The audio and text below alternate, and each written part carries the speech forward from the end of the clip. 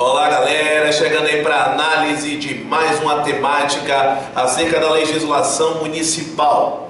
Nós estamos começando o nosso curso online acerca da lei orgânica do município de Salvador. Então vamos lá, vamos tratar desse aspecto aí de extrema importância, especificamente para a legislação do município. Olha só, é de extrema importância que você tenha um pré-conhecimento sobre alguns pontos marcantes envolvendo os municípios. Olha só, nessa linha, qual é a inserção que você precisa ter?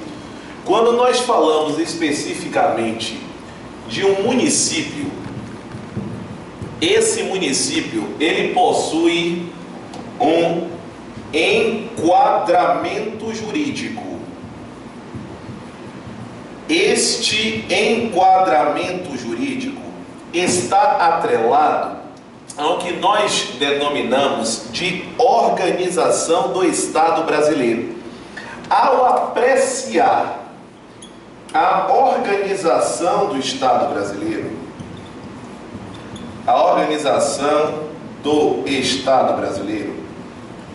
nós precisamos saber qual é a forma de Estado que norteia o país.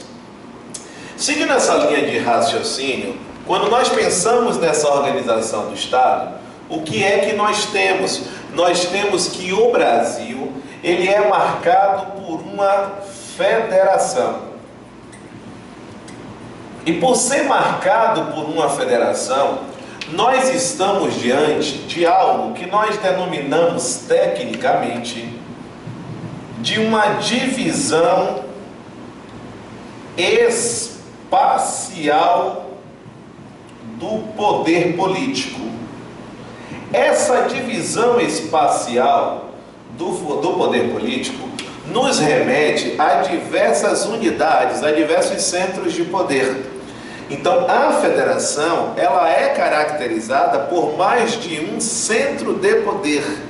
É aí, então, que nós subdividimos estes centros de poder da seguinte forma. Nós temos aqui a ideia da união, nós temos a ideia dos estados, nós temos o Distrito Federal, assim como nós temos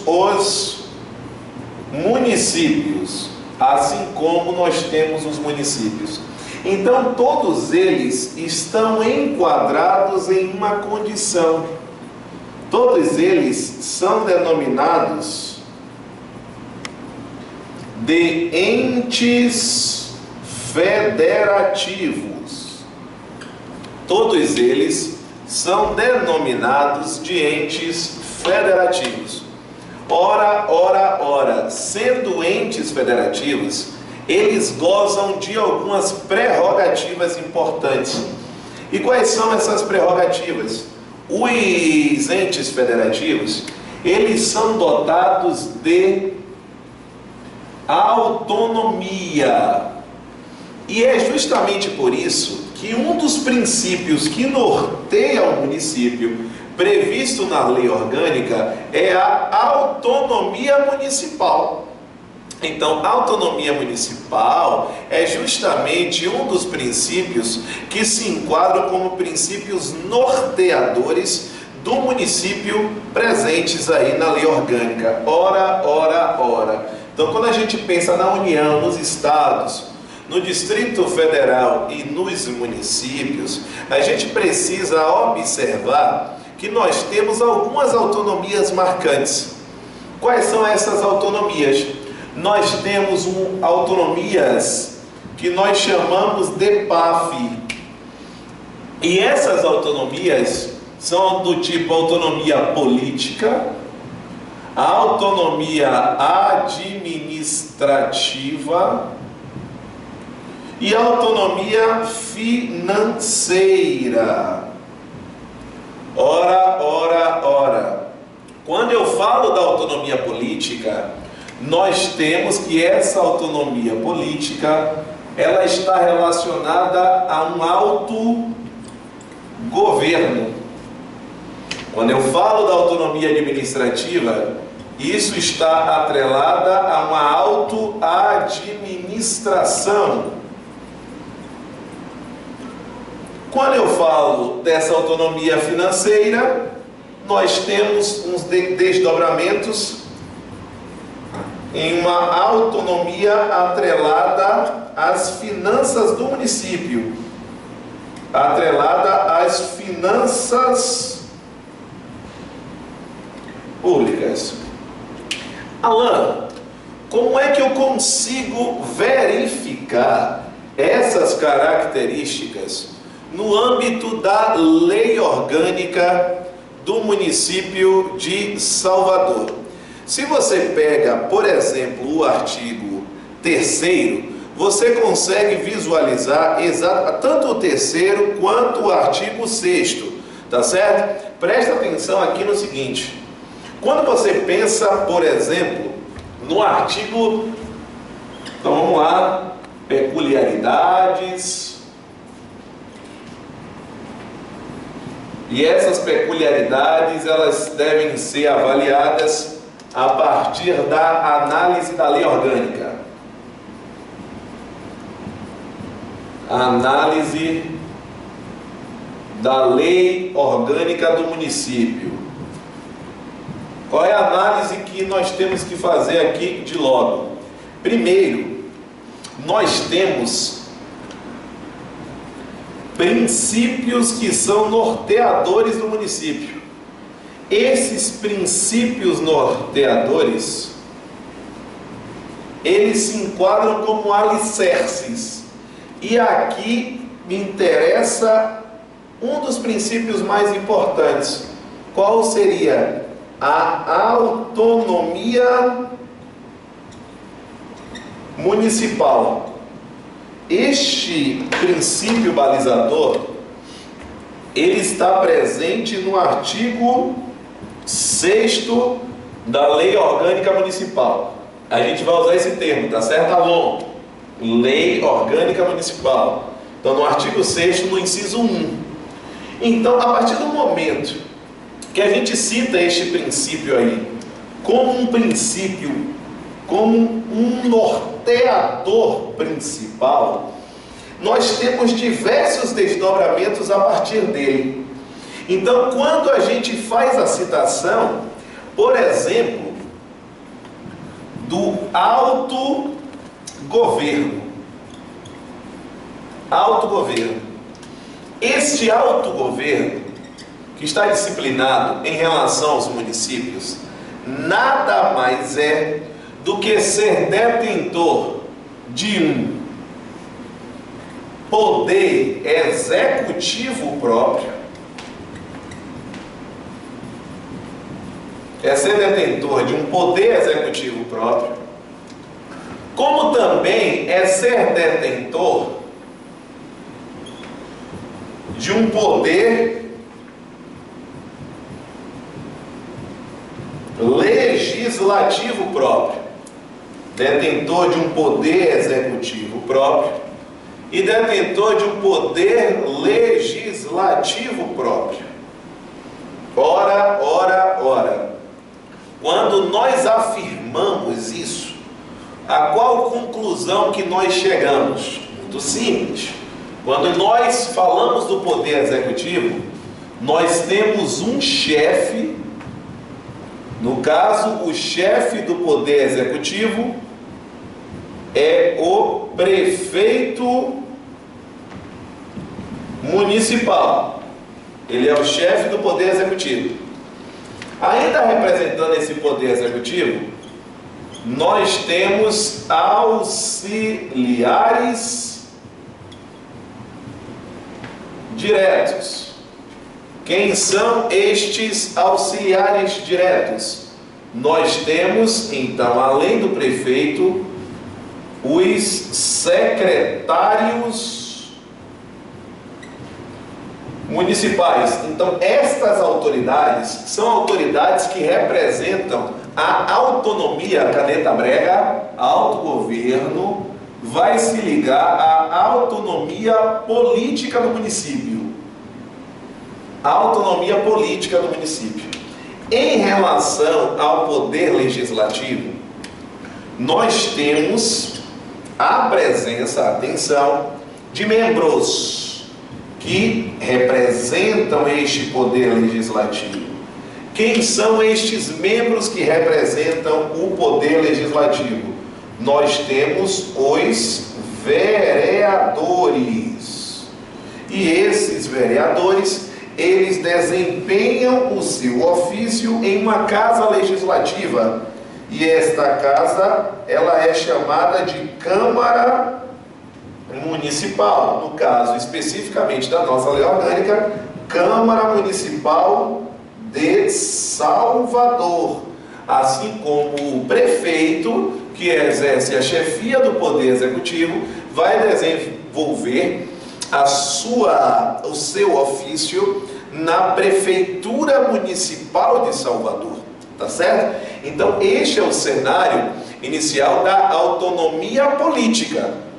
Bom, quando nós chegamos a este aspecto desta autonomia política, o que é que a gente precisa vislumbrar? Que essa autonomia política, ela vai ter reflexos em mais duas grandes autonomias referentes ao município de Salvador e que estão presentes na lei orgânica.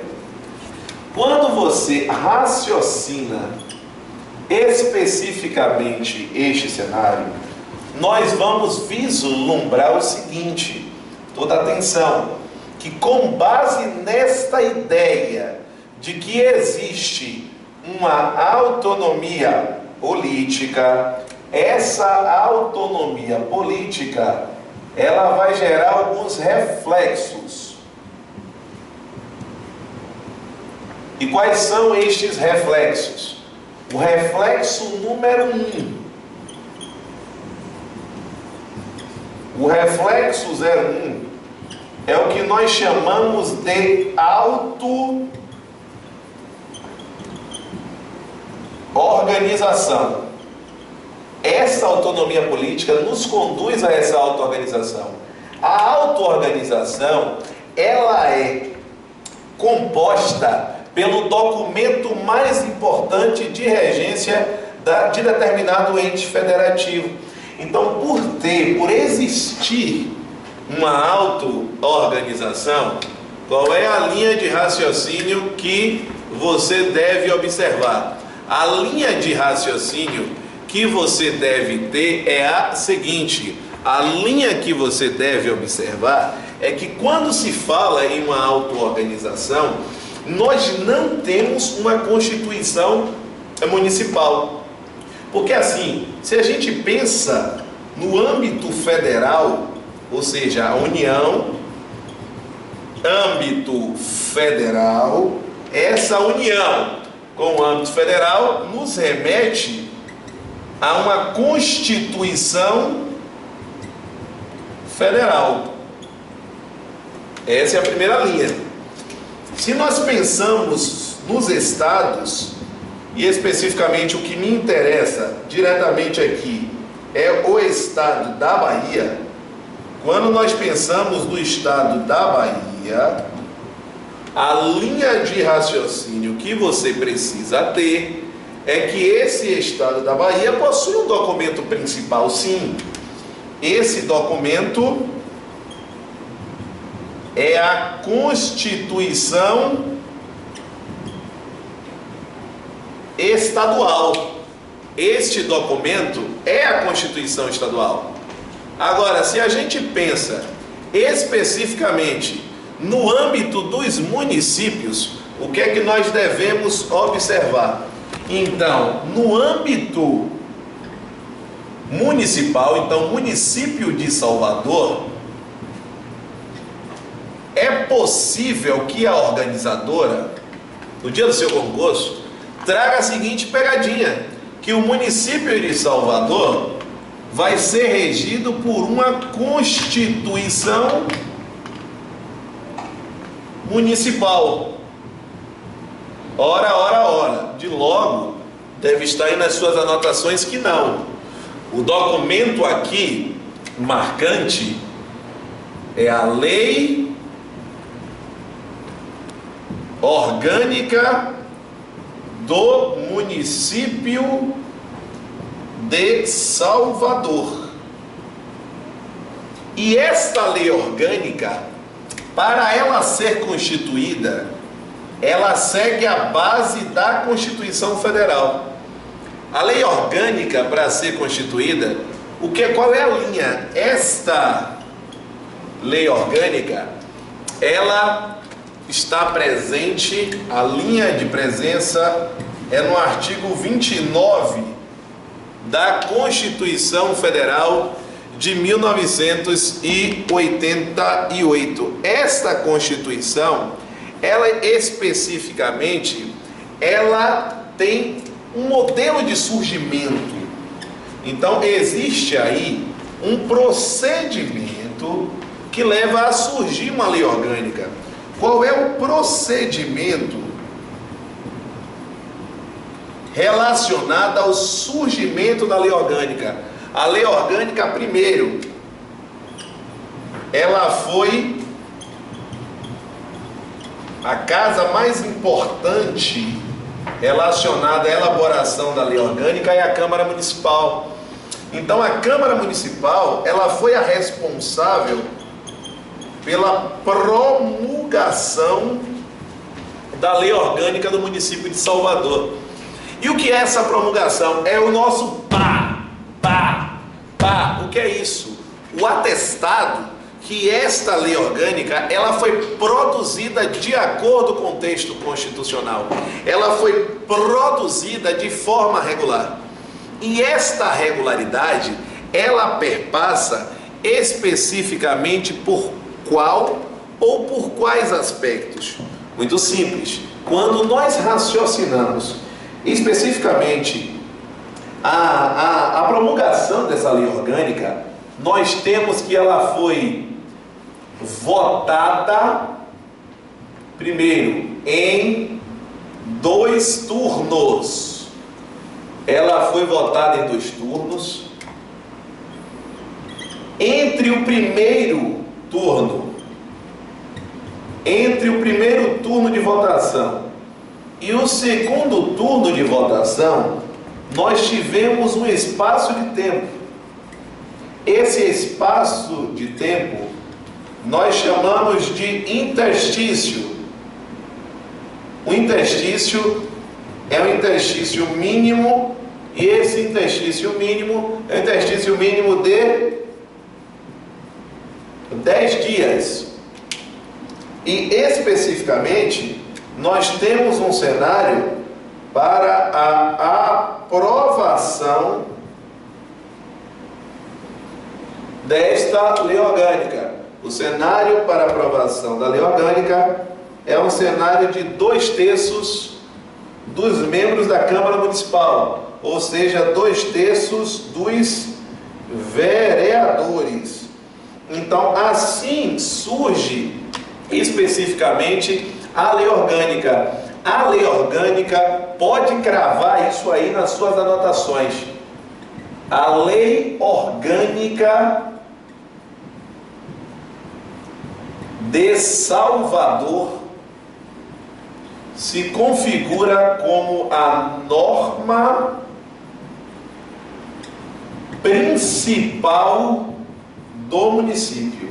Então, as demais leis, elas estão submissas à lei orgânica do município. Então, se a gente for fazer uma pirâmide normativa, o que é que nós temos? Nós temos a Constituição Federal, nós temos a Constituição do Estado da Bahia, nós temos a Lei Orgânica do Município de Salvador, e aqui nós temos as demais leis municipais. Então, o cuidado número 2 que você precisa ter, como desdobramento dessa linha relacionada às leis, é que o município de Salvador,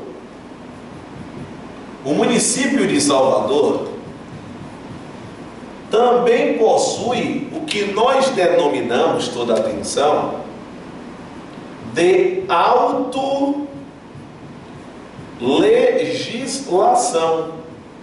E esta autolegislação, ela está relacionada ao quê? Ela está relacionada ao processo de criação, ao processo de elaboração das próprias leis.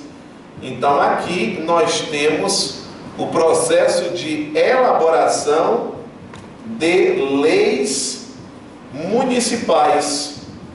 Essa elaboração de leis municipais, ela precisa da participação dos dois poderes, porque existe a necessidade de aprovação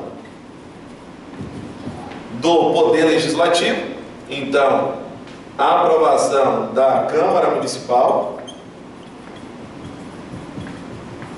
Só que para este projeto ele ser convertido efetivamente em uma lei, precisa de uma sanção. Essa sanção é uma concordância, e a concordância é do prefeito. Então, sanção do prefeito municipal. É por isso mesmo que esta ideia, esta autonomia política,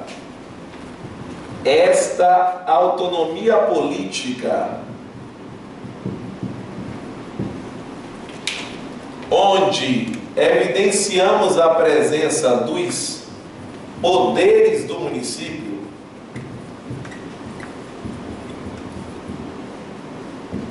encontra algumas guaridas. Primeiro, nós podemos citar aqui o artigo 3º da Lei Orgânica Municipal, e esse artigo 3º, ele vai citar que nós temos o poder executivo, que nós já vimos que é representado basicamente pelo prefeito, que é o chefe, e pelos secretários. Nós temos o poder legislativo, que é evidenciado pelos vereadores, mas que fique claro que nós não temos poder judiciário. Então, caneta brega, não existe poder judiciário municipal. Consequentemente, não vai existir Ministério Público Municipal. Então, o Executivo e o Legislativo, eles são independentes, ou seja, cada um tem a sua atuação desvinculada do outro, mas eles são harmônicos entre si.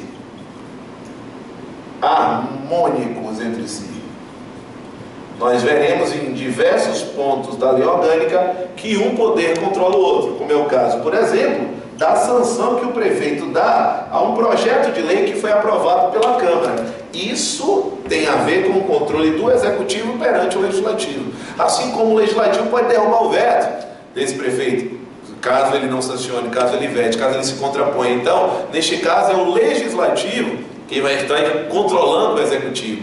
Então, o artigo 3º, ele é claríssimo para evidenciar a autonomia política em relação aos poderes do município. Nós acabamos de afirmar que esta autonomia política, ela possui desdobramentos. Essa autonomia política, com os desdobramentos, nos remete a alguns pontos marcantes.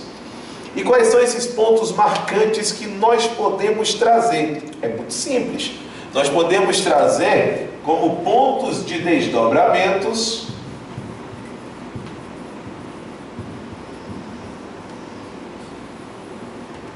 a questão relacionada à auto-organização, e nós podemos citar também a questão atinente à autolegislação, que é o processo de produção das próprias leis. Todos os dois encontram guarida diretamente no artigo 1º da Lei Orgânica do município. O artigo 1º da Lei Orgânica, ele faz essa citação. E aqui nós podemos citar como exemplo de lei própria, especificamente, a título de exemplo, a Lei Complementar 01 de 1991. Essa lei é uma lei produzida pelo município de Salvador. Essa lei complementar, ela define exatamente o que? Esta lei complementar, ela serve para evidenciar, o estatuto dos servidores públicos, municipais. Estatuto dos Servidores Públicos Municipais. Com isso, nós concluímos a etapa 01 em relação à elaboração de uma lei orgânica, com os reflexos na autonomia política, na autolegislação e na auto-organização. Na parte seguinte, nós falaremos sobre a autonomia administrativa que o município de Salvador possui. Beleza, galera? É isso aí. Estamos juntos! Uma